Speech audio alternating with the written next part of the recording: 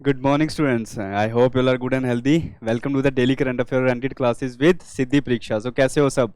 I hope आप videos देख रहे हैं और आपके डाउट्स क्लियर हो रहे हैं. फिर भी कोई डाउट है तो क्या करना है, या तो कमेंट बॉक्स में आपको लिख देना है मैसेज, मैं एड्रेस कर दूंगा अगले लेक्चर में, या फिर मैं क्लास के एंड में आपको फ़ोन नंबर देके जाऊंगा, या फिर आप पुरानी क्लासेज में भी देख सकते हो. क्लास के एंड में एक फ़ोन नंबर होता है, आप उस पर भी जाके क्या कर सकते हो, मैसेज कर सकते हो, और आपको पीडीएफ से रिलेटेड डाउट या फिर कोई भी डाउट हो वहाँ पे आपका डाउट क्लियर कर दिया जाएगा.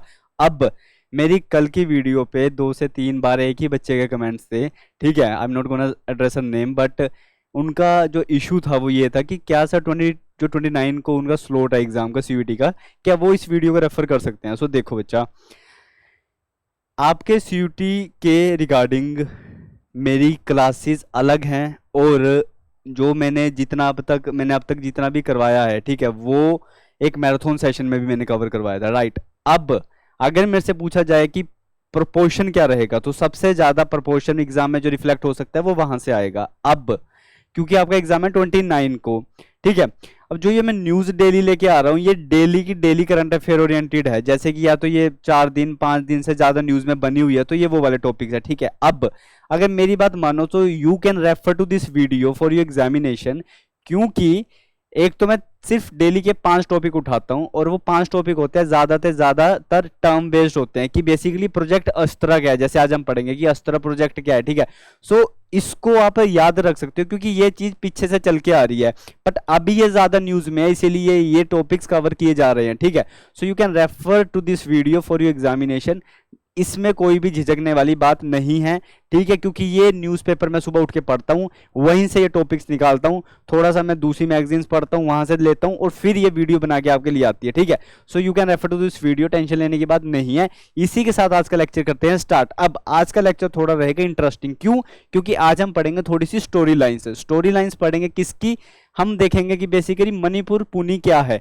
अब इसकी स्टोरी लाइन पढ़ेंगे कि ये न्यूज में क्यों है, प्रोजेक्ट अस्त्रा क्या है, ठीक है, सरिस्का टाइगर रिजर्व के बारे में क्या न्यूज है. सो ये एक स्टोरी लाइन होगी, उसके साथ चलेंगे. स्टोरी जानने को मिलेंगी, कुछ नई नई बातें भी जानने को मिलेंगी आपको, जो आपने अब तक सुनी भी नहीं होंगी, ठीक है. सो इसी के साथ क्लास को करते हैं स्टार्ट, और देख लेते हैं कि आज का एजेंडा क्या रहेगा. सो सबसे पहले हम कवर करेंगे ओर्कस सिंकिंग बोट्स. बेसिकली ओर्कस क्या है? ओर्कस एक डॉल्फिन फैमिली से बिलोंग करती है, हालांकि इसको किलर व्हेल भी बोला जाता है. अब डिटेल में तो हम करेंगे ही करेंगे, बट ओवरव्यू ले लेते हैं कि ओर्कस ने, जो ये डॉल्फिन्स होती हैं, जो ये डॉल्फिन की फैमिली से होती है, ये इन्होंने एक बोट होती है ना, बोट, इन्होंने एक बोट को पलट दिया समुद्र के अंदर. आप कहोगे यार ये कैसे पॉसिबल हो सकता है, ठीक है, एक डॉल्फिन फैमिली की जो एक, मतलब देखे जाए तो एक किलर वेल कैसे पलट सकती है एक बोट को. सो जो जी हाँ, इन्होंने क्या कर दिया है, बोट को पलट दिया है. कैसे पलटा, क्यों पलटा, देखेंगे. उसके बाद पढ़ेंगे मणिपुर पोनी क्या होता है. सो इंडिया में जो ये 17 से 18 ब्रीड पाई जाती है ना हॉर्स की, उनमें से एक हॉर्स की ब्रीड है ये मणिपुर पोनी. अब ये मणिपुर का है, सो इसको हॉर्स बोला जा सकता है, बट वहां पे इसको पोनी बोलते हैं. क्यों बोलते हैं, कैसे बोलते हैं, और क्या ये न्यूज में पढ़ेंगे. तीसरा टॉपिक हमारा होगा आज इलीगल माइनिंग जो हो रही है सरिस्का टाइगर रिजर्व में. अब ये बहुत पुराना टॉपिक है, 1990s का. 1990 से बात चलती आ रही है कि भैया इलीगल ये जो माइनिंग है ये नहीं होनी चाहिए, क्योंकि जो एक टाइगर रिजर्व के पास अगर वो माइनिंग हो रही है, सो बेसिकली इससे अफेक्ट हो रहा है, वहां का जो इन्वायरमेंट है, जो इकोसिस्टम है, वो अफेक्ट हो रहा है. तो इसको लेंगे कि इस पे जो अभी सुप्रीम कोर्ट ने जो जजमेंट पास करी है वो क्या जजमेंट है, राइट. उसके बाद हम लेंगे न्यू कैलेडोनिया राइट्स. अब आपने बहुत देखा होगा अभी न्यूज में 3-4 दिनों से, तो ना हर न्यूज़पेपर में भी आ रहा है कि न्यू कैलेडोनिया का क्या चक्कर है. सो स्टोरी के साथ जानेंगे कि इसका क्या चक्कर है, पर उतना ही जानेंगे जितना एग्जाम के लिए जरूरी है, ठीक है, क्योंकि हमें कोई पीएचडी नहीं करनी. उसके बाद जाएंगे प्रोजेक्ट अस्त्रा के पास. अस्त्रा प्रोजेक्ट करेंगे. अस्त्रा प्रोजेक्ट क्या है, क्योंकि ये एग्जाम में सीधा आ सकता है. That project Astra is related to which of the following things. 4 option दिए जाएंगे और आपको अटेम्प्ट करना पड़ेगा, राइट. इसी के साथ स्टार्ट करने से पहले देख लेते हैं आज का रिमाइंडर क्या है. कल का रिमाइंडर क्या था, पास्ट में नहीं रहना, फ्यूचर की तरफ देखो, क्योंकि आने वाला कल हमेशा अच्छा होगा. इसी के साथ आज का है take a small step every day. हर दिन आपको छोटे छोटे स्टेप लेने हैं. छोटे छोटे स्टेप कैसे? अगर आप एक दिन डेली ये वीडियो देखोगे तो एक दिन में सिर्फ 5 टॉपिक पढ़ने पड़ेंगे, ठीक है. अगर आप एक दिन स्किप कर देते हो, अगले दिन जाते हो, अगला दिन स्किप कर देते हो, उसके तीसरे दिन जाते हो, तो वो जो 5 टॉपिक आपको एक दिन में करने थे ना, तो वो 15 बन जाएंगे तीसरे दिन में, और एक हफ्ते में कितने बन जाएंगे? 7, 7 5 जा 35, 35 टॉपिक बन जाएंगे। अब वो 35 करना ठीक है, या फिर हर दिन एक छोटा छोटा स्टेप लो, थोड़ी थोड़ी सी डेली तैयारी करो, ठीक है, अपने अंदर कंसिस्टेंसी लेके आओ, सो हर एक चीज आप अचीव कर सकते हो, और मुझे पता है कि आप अचीव करोगे, ठीक है। इसी के साथ पहला टॉपिक करते हैं स्टार्ट। सो आप ये मेरे यहाँ पे देख रहे हो ना, सो जो ऐसे एक कैटेगरी आती है, जैसे कि शिप होती है वो थोड़ी बड़ी हो जाती है, बोट होती है वो थोड़ी छोटी आ जाती है, इसको हम बोलते हैं, ये जो क्रूज टाइप होती है ना, इसको हम याच के नाम से बुलाया जाता है, इसको YACH, ठीक है। सो इस नाम से इसको क्या किया जाता है, प्रोनाउंस किया जाता है। और यहाँ पे आप देख पा रहे हो ये है ओरकस। सो ओरकस का और इसका आपस में जो कांटेक्ट हुआ है ना, कहाँ पे हुआ है? ये हुआ है स्ट्रेट ऑफ गिब्राल्टर में। कहां पे हुआ है? ये हुआ है स्टेट ऑफ गिब्राल्टर में। गिब्राल्टर में क्या हुआ है, पहले स्टोरी सुनते हैं फिर इसके ऊपर जाएंगे, ठीक है। अब स्टेट ऑफ गिब्राल्टर में एक बोट जा रही थी, ठीक है, उसको बोट बोल लो आप, या फिर इसको आप ये भी बोल सकते हो, या फिर इसको यच बोल लो, दोनों में से सेम ही बात है। सो बोट जा रही थी और यच जा रही थी, तो जब ये बोट या फिर यच जब क्रॉस कर रही थी ना स्ट्रेट ऑफ गिब्राल्टर से, तो क्या हुआ कि जब गिब्राल्टर से ये जा रही थी, सो यहाँ पे ये कॉन्टेक्ट में आई किसके साथ? ओरकस के साथ। ओरकस क्या है वो भी हम जानेंगे। सो अभी के लिए जान लो कि ओरकस एक डॉल्फिन की तरह दिखने वाली उन्हीं की फैमिली की एक वो है, ठीक है, तो उसको हम ओरकस बोलते हैं। ये डॉल्फिन फैमिली से बिलोंग करती है, इसको किलर वेल भी बोला जाता है। अब जब ये किलर वेल, मैं इसको किलर वेल से डेडिकेट करूंगा, जब ये किलर वेल किसके कांटेक्ट में आई? इस याच के कांटेक्ट में आई। सो जब ये ग्रुप आया ना, यहां से दो आई, यहां से दो आई, तो इन्होंने उस याच को पानी के अंदर पलट दिया। यस, और उसके पलटने की वजह से उस याच में दो बंदे थे, देयर वर टू, उन दोनों को बचा लिया गया, बट बहुत ही क्रिटिकल सिचुएशन से उनको बाहर निकाला गया, और याच तो क्या हो गई है, तबाह हो चुकी है, क्योंकि वो पानी में उनको पलट दिया, ठीक है। तो यहाँ पे इकोनॉमिक लॉस भी हुआ है। पर अब ये याच ऐसा कर क्यों रही है, ठीक है, अगर देखा जाए तो ये मछली तो नहीं है, बट हाँ वैसे बोल सकते हैं कि एक मछली ने एक जहाज को पलट दिया, ठीक है।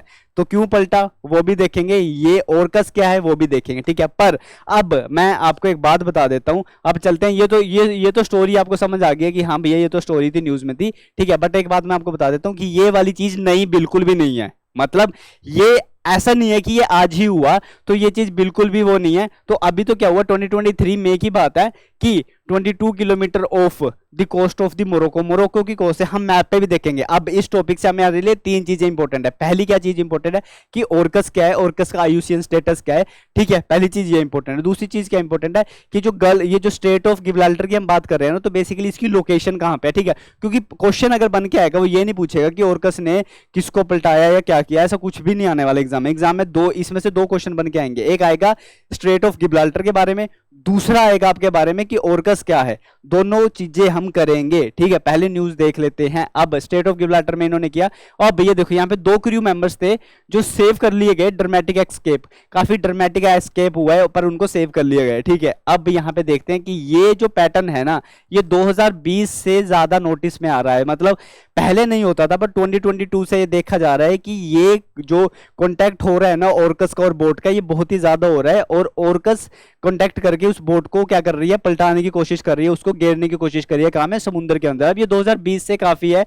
अब ये जो काइंड ऑफ मीटिंग हो रही है ना, स्टेट ऑफ गिब्राल्टर के पास थोड़ी ज्यादा है। जो स्टेट ऑफ गिब्राल्टर है ना, वहां पे ये थोड़ा ज्यादा देखा जा रहा है। बेसिकली तो है ये हर जगह देखा जाता है उस तरफ पे, बट गल्फ ऑफ, जो ये स्ट्रेट ऑफ गिब्राल्टर है, सॉरी गल्फ नहीं है, ये स्ट्रेट है। अब मैं आपको ये भी बताऊंगा कि स्ट्रेट क्या होती है, चैनल क्या होता है, उसको भी हम लेंगे, ठीक है। अब ये स्ट्रेट ऑफ जो गिब्राल्टर है, जो बिजी सी रूट है, ठीक है, स्पेन पोर्चुगल ऑफ्टन का, सो यहाँ पे ये क्या किया जा रहा है, कॉन्टैक्ट इसको देखा जा रहा है। अब आगे जाके देखते हैं हम इसको।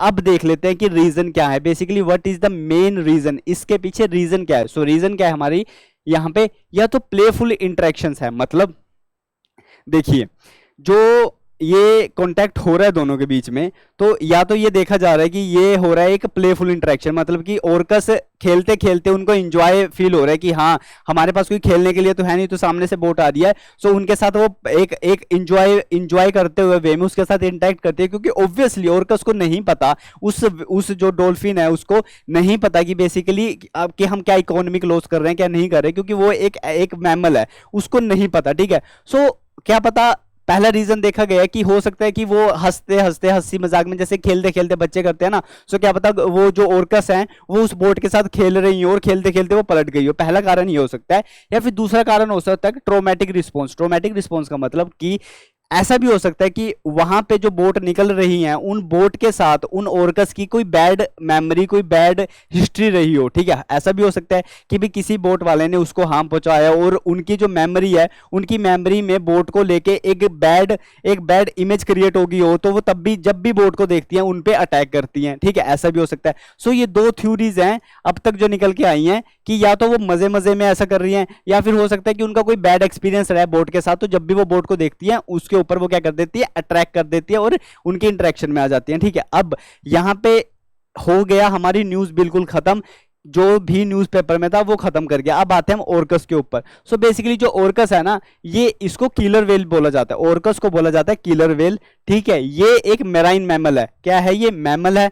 और जो ये मैमल है ये लार्जेस्ट मेंबर है डॉल्फिन फैमिली का। जो डॉल्फिन की फैमिली में आते हैं ना, सो डॉल्फिन फैमिली में अलग अलग आती है, ठीक है। सो डॉल्फिन फैमिली का ये सबसे लार्जेस्ट मेंबर है। अब ये डॉल्फिन नहीं है पर डॉल्फिन फैमिली से ही बिलोंग करती है, और ये वेल भी नहीं है, ठीक है। इसका नाम किलर वेल इसलिए होता है क्योंकि ये जब अटैक करती है अपने अपने जो जो जिन पे फीड करते हैं, सो ये बहुत ही टेरिबल तरीके से अटैक करती हैं, ठीक है। अब ये बहुत ही ज्यादा इंटेलिजेंट होती हैं और कोऑर्डिनेट करती है हंटिंग टैक्टिक्स, मतलब कि जब ये अटैक भी कर रही होती है ना बोट को, सो इनमें देखा गया है कि जो ये ऑर्कस होती है बहुत ही ज्यादा इंटेलिजेंट होती है, और जो इनकी हंटिंग टैक्टिक्स होती है ना वो बहुत अच्छी होती है। ऑब्वियसली अच्छी होंगी, जब इन्होंने एक बोट को ही पानी के अंदर पलटा दिया, उल्टा कर दिया, सो ऑब्वियस सी बात है कि इनकी जो हंटिंग टैक्टिक्स है वो अच्छी होगी, राइट।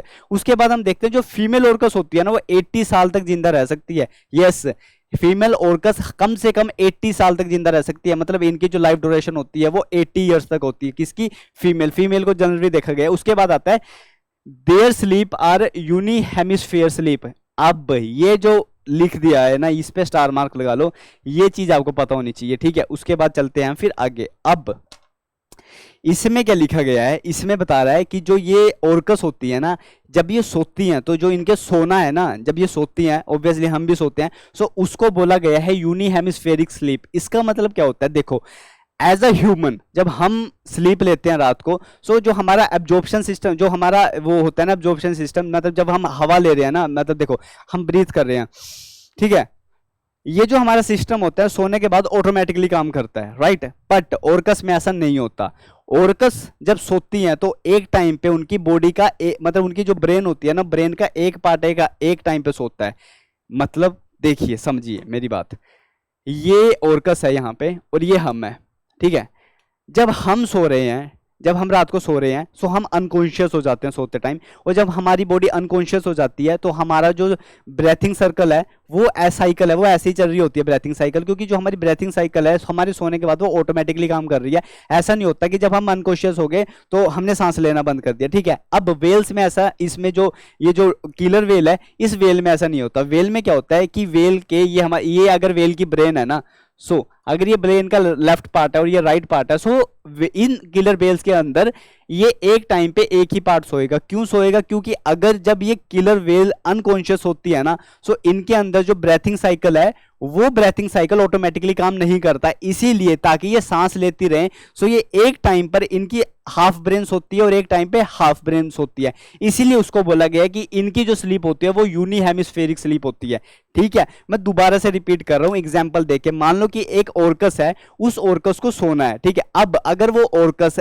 एक टाइम पे कंप्लीटली अनकॉन्शियस होगी ना, तो वो क्या करेंगे, वो पानी में डूब जाएंगी, ठीक है। इसीलिए ऑर्कस की जो हाफ ब्रेन होती है, लेट अस से अगर उनकी लेफ्ट ब्रेन सो रही है तो उनकी राइट आंख खुली होगी, और अगर उनकी राइट ब्रेन सो रही है तो उनकी लेफ्ट आंख खुली होगी। सो ऑर्कस की जो ऑर्कस जैसे स्लीप साइकिल में जाती है ना, तो वो हाफ स्लीप लेती है, मतलब उसकी हाफ ब्रेन एक टाइम पे सोएगी और हाफ ब्रेन एक टाइम पे सोती है, और उसी को बोला जाता है यूनी हेमिस्फेरिक स्लीप, राइट। अगर समझ आ गया है तो कमेंट बॉक्स में लिख दो कि सर समझ आ गया हमें, कि अब ऑर्कस कैसे सोती है हमें समझ आ गया। अब अगर हम इसकी आयुसियन स्टेटस पे जाएं, सो बेसिकली इनका आयुसियन स्टेटस अब तक कुछ भी डिक्लेयर नहीं किया गया है, क्योंकि इसका मेन कारण है डाटा इन डेफिशिएंसी। सो अब तक आयुसियन वाले क्या नहीं कर सके, इसका डाटा को मतलब डिसाइफर नहीं कर सके। सो ये डाटा इनसफिशिएंट होने के कारण इसका जो आयुसियन स्टेटस है वो डिक्लेयर नहीं किया गया। बट एक एक्सेप्शन है। कहां पे वो एक्सेप्शन है? वो है स्टेट ऑफ गिब्राल्टर में। ये इशू कहां पे हुआ? स्टेट ऑफ गिब्राल्टर में हुआ। सो आईयूसीएन स्टेटस देने वाले जो होते हैं ना, वो होती है इंटरनेशनल नेचर कंजर्वेशन जो होते हैं ना, ये कंजर्वेशन जो होती है जब ये आईयूसीएन स्टेटस प्रोवाइड करवाती है किसी भी एनिमल को कि ये थ्रेट है, वनरेबल है, या फिर ये एक्सटिंक्ट हो चुके हैं, ये जो प्रोवाइड करवाती है, ये प्रोवाइड करवाती है कि उनकी पॉपुलेशन कितनी है, ठीक है। सो ऑल ओवर जो ऑर्कस की पॉपुलेशन प्रेजेंट है वर्ल्ड वाइड, वहां पे इनका डाटा इनसुफिशिएंट है, सो आईयूसीएन स्टेटस इसका नहीं है। बट एक एक्सेप्शन सिर्फ यही है कि जो साइंटिस्ट है उन्होंने स्टडी किया है कि कहां पे स्टडी किया कि जो स्टेट ऑफ गिब्राल्टर है ना, वहां पे जो पॉपुलेशन है इसकी, वहां पे स्टडी किया है उन्होंने, और उन्होंने बताया है कि ये स्पीशीज क्रिटिकली एंडेंजर्ड है आईयूसीएन स्टेटस के हिसाब से। सो अगर एग्जाम में क्वेश्चन आया तो लिख देना ऑप्शंस में कि जो ऑर्कस है उसका आईयूसीएन स्टेटस है क्रिटिकली एंडेंजर्ड। बट ये स्टेटस सिर्फ और सिर्फ ऑर्कस का कहां पे है? स्ट्रेट ऑफ गिब्राल्टर में। कहां पे है? स्ट्रेट ऑफ गिब्राल्टर में है ये स्टेटस, और कहीं पे भी ये स्टेटस नहीं है, ठीक है। अब लास्ट में देख लेते हैं कि स्ट्रेट ऑफ गिब्राल्टर क्या है, उसी के साथ ये टॉपिक हो जाएगा आपका खत्म। सो स्ट्रेट ऑफ गिब्राल्टर हम देख पा रहे हैं कि अगर ये ऊपर यूरोप है और ये नीचे अफ्रीका है, ये अफ्रीकन हो गया, ये यूरोप हो गया, अब इसके बीच में होता है स्ट्रेट ऑफ गिब्राल्टर। अब इसको स्ट्रेट क्यों बोला गया है, इसको चैनल क्यों नहीं बोला गया, देखते हैं। सो पहले देखते हैं स्ट्रेट की डेफिनेशन क्या होती है। सो स्ट्रेट का मतलब होता है एक नैरो बॉडी, मतलब एक नैरो बॉडी जो दो वाटर बॉडीज को आपस में कनेक्ट करती है। मतलब कि स्ट्रेट का मतलब होता है कि अगर ये एक वाटर बॉडी है और ये एक वाटर बॉडी है, इन दोनों वाटर बॉडीज को जो आपस में कनेक्ट करने वाला एक पैसेज होता है ना, उस पैसेज को स्ट्रेट बोला जाता है, ठीक है। ऐसे ही जो चैनल होता है ना, चैनल का मतलब भी सेम होता है। देखो चैनल की डेफिनेशन, जब आप चैनल की डेफिनेशन पढ़ोगे और जब आप स्ट्रेट की डेफिनेशन पढ़ोगे तो दोनों की डेफिनेशन बिल्कुल एग्जैक्टली सेम है, दोनों की डेफिनेशन बिल्कुल एग्जैक्टली सेम है। बट दोनों में डिफरेंस क्या है? दोनों में डिफरेंस ये है कि चैनल कोई भी चीज हो सकती है, जरूरी नहीं कि वो दो वाटर बॉडीज को कनेक्ट करे, बट स्ट्रेट हमेशा वही होगी जो दो वाटर बॉडीज को क्या करेगी? कनेक्ट करेगी। ये दोनों में डिफरेंस है। जैसे इंग्लिश चैनल आप पढ़ते हो ना, सो जरूरी नहीं होता कि चैनल दो अलग अलग वाटर बॉडीज को कनेक्ट करे, जरूरी नहीं होता, बट स्ट्रेट हमेशा वही होगी जो दो वाटर बॉडीज को कनेक्ट करेगी। जैसे कि ये जो स्ट्रेट ऑफ गिब्राल्टर है, ये क्या कर रही है? ये एक तरफ अटलांटिक ओशियन को किससे मिला रही है? मेडिटेरेनियन सी से मिला रही है। सो ये दो अलग अलग वाटर बॉडीज को आपस में कनेक्ट कर रही है, इसको बोला जाता है स्ट्रेट ऑफ गिब्राल्टर। और ये one of the busiest trade route है। कौन सी कंट्रीज का ट्रेड रूट है ये बिजिएस्ट? ये भी मैं आपको बताऊंगा मैप के हिसाब से अच्छे तरीके से। सो ये मैप को देख लीजिए, यहाँ पे यूरोप है, यहाँ पे स्पेन होता है, ये अफ्रीकन कॉन्टिनेंट है, ये बीच से स्ट्रेट ऑफ गिब्राल्टर जा रही है। क्वेश्चन आ सकता है कि स्ट्रेट ऑफ गिब्राल्टर कौन सी दो वाटर बॉडीज को कनेक्ट करती है? सो अटलांटिक ओशियन को कनेक्ट करती है किससे? मेडिटेरेनियन सी के साथ। आई होप ये पॉइंट आपका क्लियर हो चुका है। अब ये फॉर्म क्यों हुई थी? अब ये थोड़ा सा एडवांस पॉइंट आ गया, सीयूसीटी के एग्जामिनेशन में ये नहीं पूछा जाएगा, बट अगर एग्जाम थोड़ा सा अबव लेवल का है सो ये क्वेश्चन पूछा जा सकता है। क्या पूछा जा सकता है? कि जो स्ट्रेट ऑफ गिब्राल्टर है ना, ये फॉर्म क्यों हुई थी? तो स्ट्रेट ऑफ गिब्राल्टर क्यों फॉर्म हुई थी? क्योंकि नॉर्थवर्ड मूवमेंट हुई थी अफ्रीकन प्लेट्स की। आपने चैप्टर पढ़ा होगा प्लेट टेक्टोनिक्स। प्लेट टेक्टोनिक्स में क्या होता है कि नीचे प्लेट्स होती हैं और वो प्लेट्स क्या करती हैं? एक दूसरे के साथ इंटरेक्शन में आ सकती है। वो इंटरेक्शन ट्रांसवर्स इंटरेक्शन हो सकती है, वो इंटरेक्शन हेडवर्ड इंटरेक्शन हो सकती है। सो अलग अलग टाइप की इंटरेक्शन होती है। अब उन प्लेट्स की मूवमेंट की वजह से जब ये अफ्रीकन प्लेट मूव हुई, कहां पे अफ्रीकन प्लेट मूव हुई? यूरोप की प्लेट की तरफ मूव हुई। जब ये अफ्रीकन प्लेट यूरोप की प्लेट की तरफ मूव करी, उसकी वजह से यहां पे जो स्ट्रेट है उसकी फॉर्मेशन हुई है। सो इस गल्फ ऑफ गिब्राल्टर की फॉर्मेशन क्यों हुई थी? कैसे हुई थी इसकी formation? By the movement of the कौन सी plate? African plate. So African plate की मूवमेंट की वजह से क्या हुई थी? इसकी फॉर्मेशन हुई है, राइट। अब इसकी जो ये भी देख लेते हैं कि ये 60 किलोमीटर की लंबी है, 14 से लेके 44 किलोमीटर तक ब्रॉड है। मतलब यहाँ पे बीच बीच में ये 14 किलोमीटर की है, बीच बीच में ये जाके थोड़ा ज्यादा बड़ी हो जाती है, 44 किलोमीटर तक चली जाती है, ठीक है। सो यहाँ पे यही डेफिनेशन इसकी लिखी हुई है। I hope this point is clear. और लास्ट में देख लीजिए कि देखना, ये स्पेन है, यहाँ पे ये एल्गिरस है, ठीक है, ये स्टेट ऑफ गिब्राल्टर है मेरी, यहाँ पे मोरक्को हो गया, ठीक है। सो ये जो मोरक्को हो गया है, स्पेन हो गया है, सो यहाँ पे ना इनकी बहुत ही ज्यादा शिप्स है जो इनका ये रास्ता यूज करती है, और इनके अलावा भी स्टेट ऑफ गिब्राल्टर बहुत ही ज्यादा बिजिएस्ट ट्रेड रूट है, ठीक है। अब ये टॉपिक हो चुका है हमारा कवर। सो पहला टॉपिक कवर हो चुका है, थोड़ा लंबा टॉपिक था क्योंकि स्टोरी ही लंबी थी। अब इस पूरे टॉपिक में से आपको सिर्फ दो चीजों को याद रखना है, स्ट्रेट ऑफ गिब्राल्टर के बारे में जो भी मैंने बताया उसके बारे में, और ओर्कस के बारे में मैंने जो भी बताया उसके बारे में याद रखना है, ठीक है। ये दोनों चीजें खत्म हो चुकी है। इसी के साथ हम अगले टॉपिक पे है जिसका नाम है मणिपुरी पोनी। अब मणिपुरी पोनी क्या है, सिंपल सिंपल बोलूं तो ये एक हॉर्स है, बट ये मणिपुर का हॉर्स है। अब ये जो ब्रीड है ये दूसरी हॉर्स की ब्रीड से थोड़ी सी अलग है, ठीक है। और इस हॉर्स का, इस पोनी का बहुत ही ज्यादा हिस्टोरिकल इन्वॉल्वमेंट है मणिपुर में। सो मणिपुर इसको बहुत ही ज्यादा मानते हैं। और एक और स्टार पॉइंट वाली बात है, अभी बता रहा हूं स्टार टॉपिक करने से पहले, याद रखना, दोबारा भी रिपीट करूंगा इस बात को, कि इसकी वजह से ही जो स्पोर्ट पोलो है ना वो स्टार्ट हुआ था। जो पोलो स्पोर्ट है ना, आप देख रहे हो कि अभी तो फॉरेन में पोलो स्पोर्ट खेला जाता है और वो काफी रिच स्पोर्ट हो गया, बट जो पोलो की शुरुआत थी वो इंडिया से हुई थी। कैसे हुई थी वो भी मैं आपको बताऊंगा, ठीक है। पोलो होता है ना, जब हॉर्स के ऊपर बैठ के आप बॉल को एक इतनी बड़ी, जैसे एग्जांपल ले सकते हो कि जैसे गोल्फ की स्टिक नहीं होती हम मारते हैं, सो वैसे एक लंबी सी होती है, हॉर्स के ऊपर बैठ के हम मारते हैं, सो वो पोलो गेम होता है, राइट। अब मणिपुरी पोली क्या हुआ कि मणिपुर गवर्नमेंट ने देखा कि जो मणिपुर पोली है उनकी जो पॉपुलेशन है वो डिक्रीज हो रही है। सो उनकी पॉपुलेशन डिक्रीज होते हुए, और एक हिस्टोरिक, क्योंकि इनका क्या है, हिस्ट्री में बहुत ही ज्यादा नाम रहा हुआ है इसको, क्योंकि इसको बहुत ही ज्यादा मिलिट्री में भी यूज किया गया था मणिपुरी पोनी को। सो ये सब कुछ देखते हुए उन्होंने अपनी एक पॉलिसीज निकाली है। क्यों निकाली है पॉलिसी? ताकि वो इसकी पॉपुलेशन को बचा सके, इसको क्या कर सके, रिस्टोर कर सके, और ये जो हॉर्स है ये क्या ना हो, ये एक्सटिंक्ट ना हो, ठीक है, ये खत्म ना हो, इसकी पॉपुलेशन खत्म ना हो। तो इसीलिए क्या हुआ कि गवर्नमेंट ने स्टेप लिए हैं मणिपुर पोनी। ऑल्सो इस मणिपुर पोनी का ये दूसरा नाम है, ये मणिपुर पोनी का क्या है, दूसरा नाम है। सो मणिपुर पोनी भी बोल सकते हैं इसको। इसका सेकंड नाम क्या है?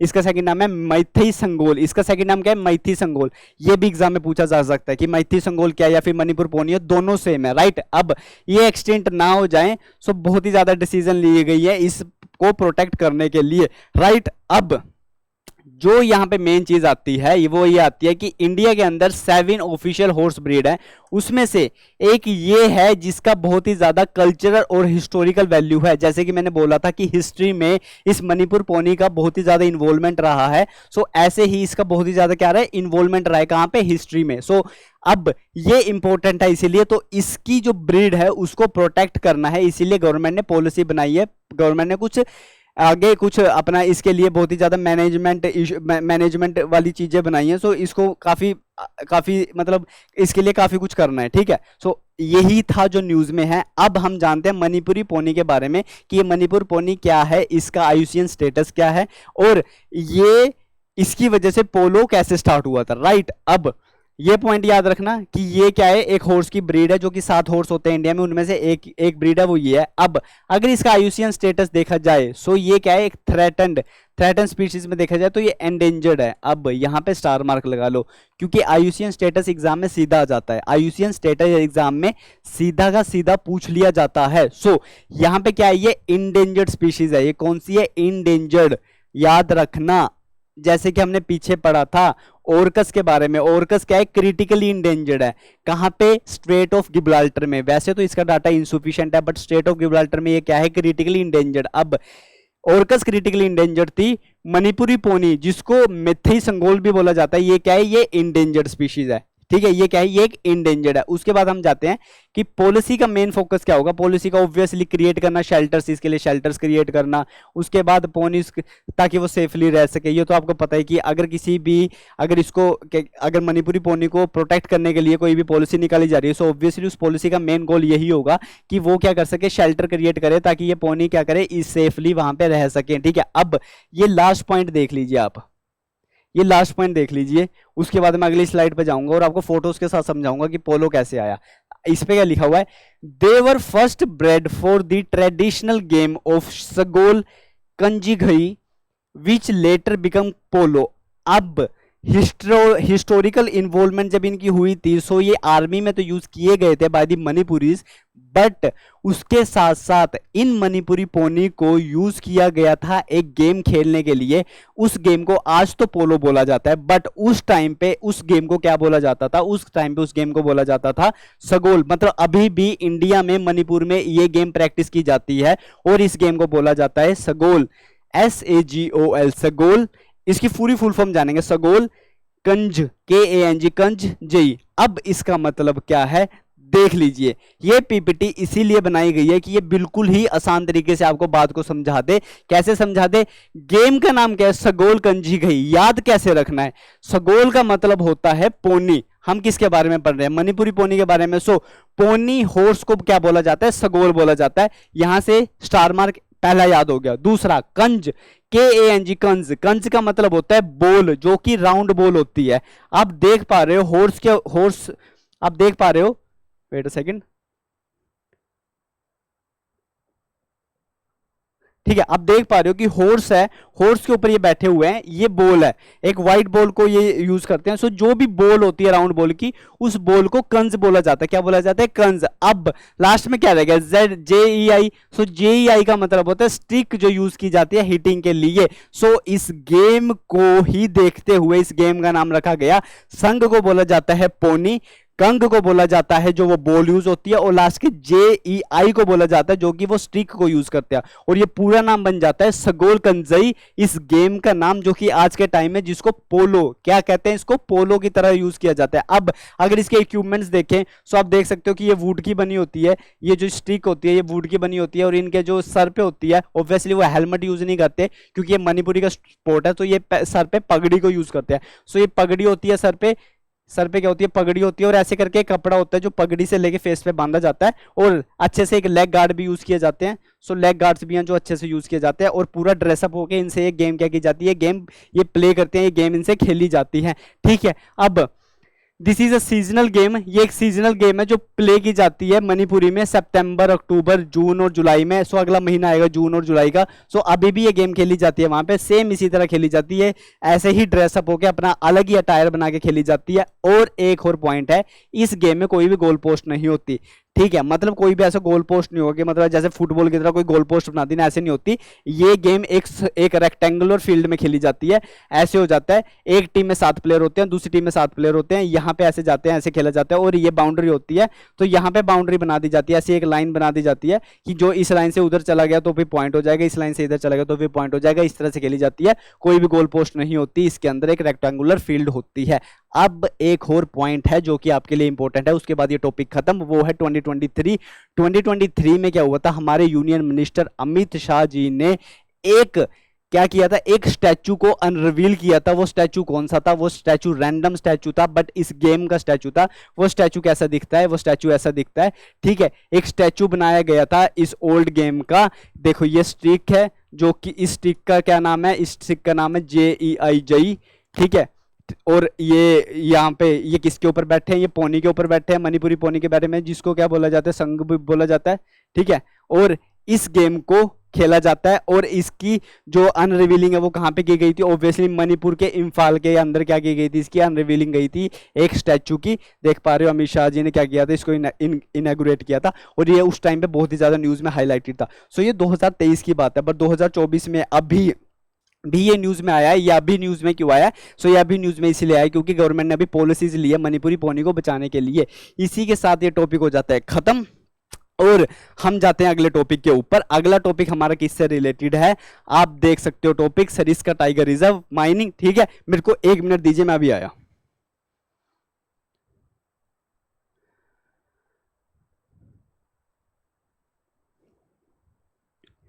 यस, सो हम क्या पढ़ रहे थे? हम पढ़ रहे थे सरिस्का। सो सरिस्का के बारे में हमें सिर्फ इतना जानने की जरूरत है कि सरिस्का टाइगर रिजर्व क्या है। माइनिंग के बारे में इतना ज्यादा जानने की जरूरत नहीं है, ये छोटा सा टॉपिक अपने आप में। ठीक है, सो सरिस्का टाइगर रिजर्व जो है अपने आप में एक इंपॉर्टेंट टॉपिक निकल के आता है। सरिस्का, सरिस्का का मतलब क्या है? सरिस्का टाइगर रिजर्व, अब हम पढ़ेंगे टाइगर रिजर्व के बारे में। टाइगर रिजर्व कब पढ़ा, यहाँ पे कौन कौन सा फ्लोरा या फिर फोना होता है। ठीक है, बट उससे पहले देख लेते हैं ये न्यूज में क्यों है। सो ये 1990s की बहुत ही ज्यादा पुरानी बात है कि 1990s में क्या हुआ था? एक ये क्या है, एक ओल्ड इशू है। सो 1990s में क्या हुआ था? एक लोकल वहां पे एनजीओ था, उस एनजीओ ने क्या किया था? जाके पिटीशन PIL फाइल की थी, कहां पे जाके? कोर्ट में जाके, कि भैया ये सरिस्का जो टाइगर रिजर्व है ना, यहाँ पे इलीगल माइनिंग टेक प्लेस हो रही है, और जो कि इकोसिस्टम के लिए ठीक नहीं है। अब सुप्रीम कोर्ट ने उसी टाइम पे भी बोल दिया था कि ये सारी चीजें ठीक नहीं है, बट फिर भी ये इलीगली टेक प्लेस हो रही है। सो सुप्रीम कोर्ट ने अभी भी 15 मई में क्या बोला है कि एक ऑर्डर दे दिया गया है स्टेट को कि 68 जो माइंस है, अब ये सरिस्का टाइगर रिजर्व कहां पे है, राजस्थान के अंदर है, ठीक है।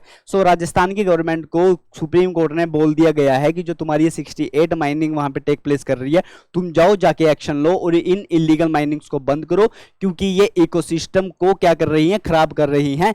यही है न्यूज, बहुत ही ज्यादा इंपॉर्टेंट, जो कि थी न्यूज में। अब यहां से क्वेश्चन नहीं बन सकता, बट क्वेश्चन कहां से बनेगा, क्वेश्चन बनेगा कि सरिस्का टाइगर रिजर्व क्या होता है, ठीक है। बट उससे पहले कि ये इंपॉर्टेंट पॉइंट है, ये भी देख लो कि जो हमारा किसी भी वर्ल्ड लाइफ सेंचुरीज होती है या भी नेशनल पार्क होते हैं, उनको प्रोटेक्ट करने के लिए, हमारी स्पीसीज को प्रोटेक्ट करने के लिए जो इंपॉर्टेंट एक्ट है वो क्या बोलते हैं। सो सुप्रीम कोर्ट ने बोला कि according to the world protection act जो कि 1972 का है, या फिर इन्वायरमेंट प्रोटेक्शन एक्ट जो कि 1986 का है, दोनों के दोनों एक्ट बोलते हैं कि enquiring is not allowed near the tiger reserve, कि किसी भी टाइगर रिजर्व के पास क्या होता है ना, एक बाउंड्री होती है टाइगर रिजर्व की, एक हद तक बाउंड्री होती है जो कि टाइगर रिजर्व के अंदर आती है। ऐसी नेशनल पार्क होता है, ऐसी वर्ल्ड लाइफ सेंचुरी होती है कि इन प्रोटेक्टेड एरिया के पास एक सर्टेन एरिया में किसी भी तरह की माइनिंग अलाउड नहीं है। हमारे प्रोटेक्शन एक्ट भी वही बोलते हैं जो कि पार्लियामेंट में पास हुए हैं, और सुप्रीम कोर्ट भी यही बोल रहा है कि इन चीजों को क्या करो, बंद करो, ठीक है। अब देख लेते हैं राजस्थान में सरिस्का टाइगर रिजर्व के बारे में कि सरिस्का टाइगर रिजर्व है क्या, ये इंपॉर्टेंट है आपके एग्जाम के लिए। सो इस तरह का मैप है, आप देख पा रहे हो। इसी मैप में मैं आपको बाकी नेशनल पार्क भी करवा दूंगा, किसके, राजस्थान के। सो मैप को देखते हुए मैं बता देता हूं कि एक तो होता है राजस्थान में डेजर्ट नेशनल पार्क, जिसकी लोकेशन डेजर्ट की तरफ है, और इसके अलावा एक होता है दरहा, एक होता है रणथंभौर नेशनल पार्क, एक होता है कियोलाडो नेशनल पार्क, और ये हो गया सरिस्का टाइगर रिजर्व। देख पा रहे हो आपस में ही है, ठीक है। और आपस में आके ये क्या बना रहे हैं, एक मैथ की इक्वेशन बना रहे हैं। कौन सी शेप बना रहे हैं, 1 2 3 4 5, तो ये क्या बना रहे हैं, 5 साइड्स वाला पेंटागन बना रहे हैं। सो राजस्थान के अंदर एक पेंटागन है, पेंटागन 5 इंपोर्टेंट नेशनल पार्क या फिर वर्ल्ड लाइफ सेंचुरी जो टाइगर रिजर्व है वहां पे, और वो मैप में कैसे दिख रहे हैं, ऐसे दिख रहे हैं। तो इसको आपको क्या रखना है, याद रखना है। और अब देख लेते हैं Sariska, main Sariska tiger reserve के बारे में, क्योंकि न्यूज में तो वो है, ठीक है। सो सरिस्का टाइगर रिजर्व है, वो है अरावली हिल्स के पास लोकेटेड, क्योंकि आप देख पा रहे हो ये अरावली हिल्स जा रही है यहाँ पे, ये अरावली हिल्स है और ये रहा सरिस्का टाइगर रिजर्व, और ये फॉर्म करता है part of the Alwar district. So Rajasthan के अंदर अलवर डिस्ट्रिक्ट के अंदर है, क्या है अलवर डिस्ट्रिक्ट के अंदर, ये सरिस्का टाइगर रिजर्व कहां पे है, अलवर डिस्ट्रिक्ट के अंदर। अब बहुत ही पुरानी बात थी जब टाइगर्स होते थे इस सरिस्का टाइगर रिजर्व में। हालांकि ये सरिस्का टाइगर रिजर्व बना कब, वो देख लेते हैं। तो सरिस्का वाइल्ड लाइफ सेंचुरी बनता है 1955 में। 1955 में इसको रिकॉग्नाइज किया जाता है एज अ, क्या है, रिकॉग्नाइज किया जाता है इसको वर्ल्ड लाइफ सेंचुरी, और लेटर ऑन ये टाइगर रिजर्व बना दिया जाता है 1978 में। और ये जो टाइगर प्रोटेक्शन वाला कैंप है ना, एक जो देखो ये जो टाइगर रिजर्व होते हैं ना, सारे के सारे टाइगर प्रोजेक्ट के अंदर आते हैं। सो अब ये सरिस्का टाइगर रिजर्व भी किसके अंदर फॉल करता है, टाइगर प्रोजेक्ट के अंदर फॉल करता है, ठीक है। 1978 में इसको क्या बना दिया गया, टाइगर रिजर्व बना दिया गया है। अब सारे के सारे टाइगर्स इस सरिस्का से 2004 में, अब मेरी बात सुनो, 1978 में इसको टाइगर रिजर्व बनाया, 2004 के अंदर देखा गया कि जितने भी टाइगर्स थे कहां पे, सरिस्का टाइगर रिजर्व में, सारे के सारे tiger due to poaching, illegal poaching की वजह से खत्म हो गए। और 2004 में एक भी टाइगर नहीं था सरिस्का टाइगर रिजर्व के अंदर, देखो जिसको बनाया ही गया था टाइगर रिजर्व। हालांकि टाइगर रिजर्व का मतलब ये नहीं होता कि सरिस्का में सिर्फ और सिर्फ टाइगर हैं, बट क्योंकि टाइगर को प्रोटेक्ट करके रखे, इसलिए अंडर प्रोजेक्ट टाइगर के इसको टाइगर रिजर्व बनाया गया था। 2004 में देखा कोई भी टाइगर नहीं है। उसके बाद फाइनली पहला 2008 में, 4 साल बाद क्या हुआ, 2008 में अटेम्प्ट किया गया कि हम इस टाइगर रिजर्व में दोबारा से टाइगर को क्या करेंगे, री इंट्रोड्यूस करेंगे। जैसे कि अभी हमने टाइगर कहां से मंगवाए थे इंडिया के अंदर, मुझे बताओ कमेंट बॉक्स में लिख के कि आपको पता है, ठीक है। और ये इंडिया का पहला सक्सेसफुल टाइगर है फ्रॉम रणथंभौर। सो क्या हुआ, यहां पे आप देख पा रहे हो सरिस्का टाइगर रिजर्व है, यहां पे है रणथंभ नेशनल पार्क। अब रणथंभ नेशनल पार्क से सरिस्का नेशनल पार्क में टाइगर्स को री इंट्रोड्यूस करवाया गया, मतलब यहां से टाइगर्स को लेके यहां पे लेके गए, और ये पहला सक्सेसफुल प्रोजेक्ट था। ये टेक प्लेस कब किया, 2008 में। और आज के टाइम में सरिस्का टाइगर रिजर्व में टाइगर हैं तो थम्स अप टाइगर हैं, ठीक है। और लास्ट पॉइंट देख लेते हैं कि ये जो सरिस्का टाइगर रिजर्व है ना, ये अपने आप में बहुत ही ज्यादा इंपॉर्टेंट है, क्योंकि इस सरिस्का टाइगर रिजर्व के अंदर बहुत ज्यादा पुराने किले भी हमको दिखेंगे, क्योंकि राजस्थान में तो किले वैसे भी होते हैं, सो इसमें भी बहुत ज्यादा किले भी दिखेंगे और पुराने पुराने मंदिर भी दिखते हैं इसके अंदर, जो कि अपने आप में एक बहुत ही ज्यादा इंपॉर्टेंट फैक्ट बन जाता है। और सरिस्का टाइगर रिजर्व में टाइगर के अलावा, ये तो आप देख पा रहे हो ना टाइगर है, ये तो आप देख पा रहे हो कि टाइगर है, टाइगर के अलावा और कौन से हैं, टाइगर भी है इसमें, उसके बाद लेपर्ड भी है, ये लेपर्ड हो गया, उसके बाद सांभर, ये सांभर होता है, और ये होता है चीतल्स, सो चीतल ये होता है जिसको स्पॉटेड डियर भी बोला जाता है। इसी के साथ ये टॉपिक हो जाता है खत्म, और उसके बाद हम चलते हैं न्यू कैलिडोनिया पे। ये बहुत ही ज्यादा इंपॉर्टेंट टॉपिक है, ये था क्या इसमें था, ये था टॉपिक न्यूज के अंदर, ठीक है। सो ये न्यूज में था टॉपिक, बहुत ही इंपॉर्टेंट टॉपिक है ये अपने आप में, राइट। अब इसकी स्टोरी क्या है, पहले स्टोरी सुन लीजिए, उसके बाद हम इसके बारे में क्या करेंगे, पढ़ेंगे, ठीक है। मेरे को 2 मिनट दीजिए, मैं पानी पी लेता हूँ बस, उसके बाद करते हैं इसको वाइंड अप। और इन वीडियोस को देखिए, क्योंकि ये हेल्प करेंगे आपके करंट अफेयर में, क्योंकि क्या होता है ना कि मैराथन में तो क्या होता है कि टॉपिक्स को हम फास्ट फास्ट पढ़ते हैं और सिर्फ ओवरव्यू देते हैं, बट जो ये डेली क्लासेस होती है ना, इन क्लासेस में हम इन डीप जाते हैं कि बेसिकली यार ये जो 5 टॉपिक है करंट अफेयर में, इनका मतलब क्या है, ठीक है।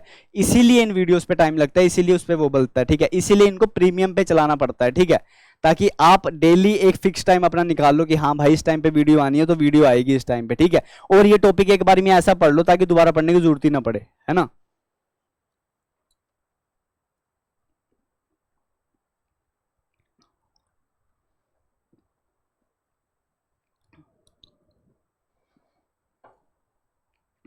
So now this is a topic new Caledonia. इस पे क्या हुआ था देखो, सबसे पहले स्टोरी जानो। स्टोरी क्या है, सबको पता आपको कि फ्रेंच कहाँ पे है, यूरोपियन कंट्री है फ्रेंच।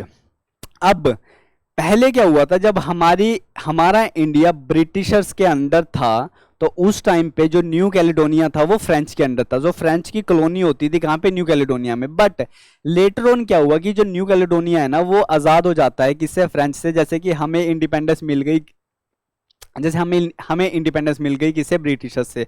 सो हमें कंप्लीट इंडिपेंडेंस मिली है ब्रिटिशर से, और हम बिल्कुल एक सोवरन कंट्री हैं। बट जो ये न्यू कैलिडोनिया है, ये एक तरह का, ये क्या है, एक तरह का मतलब एक तरह की लैंडलॉक कंट्री तो नहीं है, इसके चारों तरफ इसके क्या है, सारे हर तरफ समुंदर है। लोकेशन इसकी ऑस्ट्रेलिया से आप देख सकते हो कि ऑस्ट्रेलिया से इस तरफ है, न्यूजीलैंड इसके नीचे आता है, और यहाँ पे साउथ ईस्टर्न कंट्रीज हैं इसके ऊपर।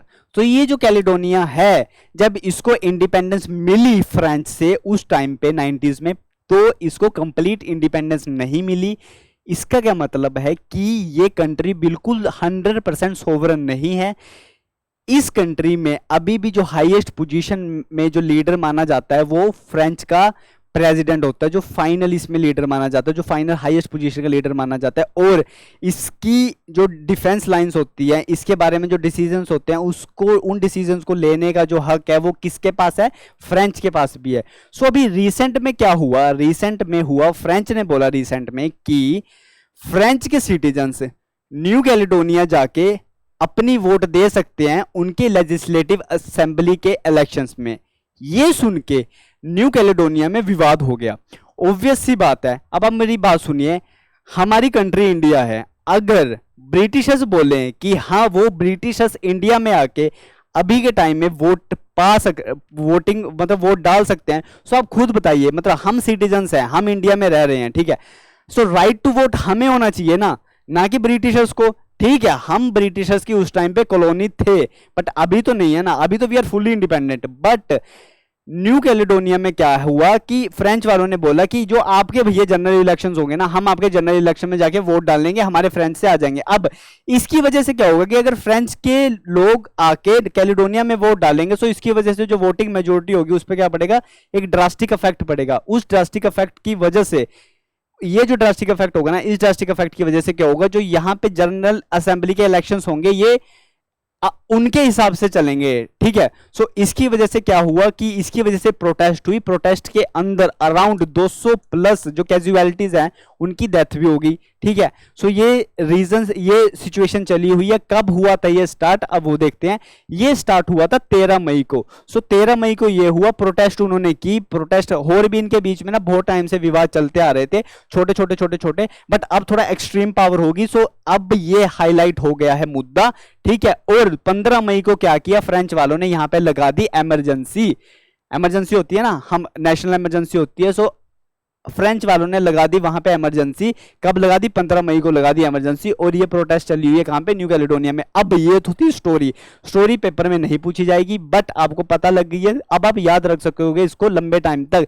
सेकेंडली जो यहां पे इंपॉर्टेंट पॉइंट है, वो पॉइंट इंपॉर्टेंट क्या है, वो पॉइंट इंपॉर्टेंट है कि हमें पता होना चाहिए कि जो न्यू कैलेडोनिया है उसकी लोकेशन क्या है, उसकी कैपिटल क्या है, उसकी करेंसी क्या है, और उसकी नेबरिंग कंट्रीज कौन सी है।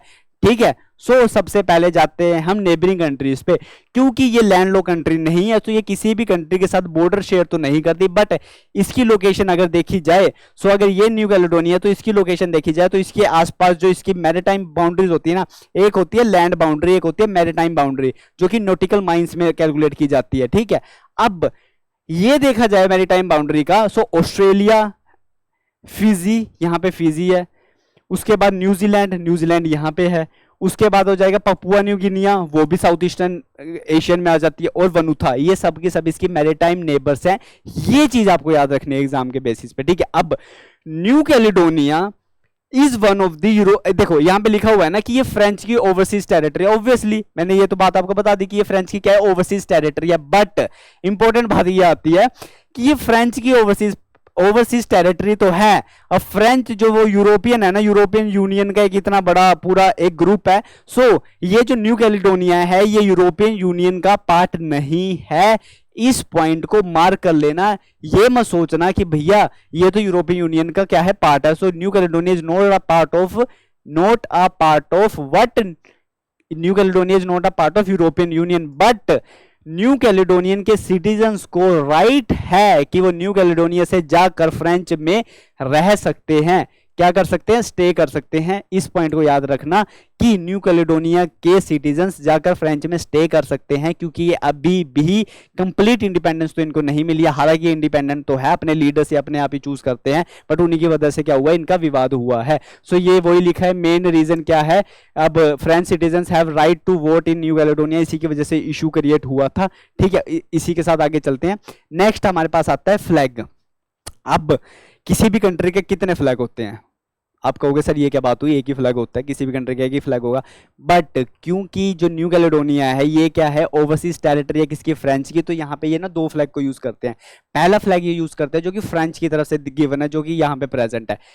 देखना यहाँ पे डी मार्क कर दो, ये जो 3 वर्टिकल बाउंड्रीज है ना, ये 3 वर्टिकल, ये फ्रेंच की तरफ से फ्लैग है रिकॉग्नाइज करने के लिए। अब न्यू कैलेडोनिया का अपना जो रीजनल फ्लैग है वो ये रहा, अपना जो रीजनल फ्लैग है ना उनका वो ये रहा, बीच में ये बना हुआ है और ये 3 है। सो ये फ्लैग और ये फ्लैग अलग अलग फ्लैग है, दोनों फ्लैग से ये रिकॉग्नाइज किए जाते हैं। इसकी कैपिटल देखें, सो नोमिया इसकी कैपिटल है।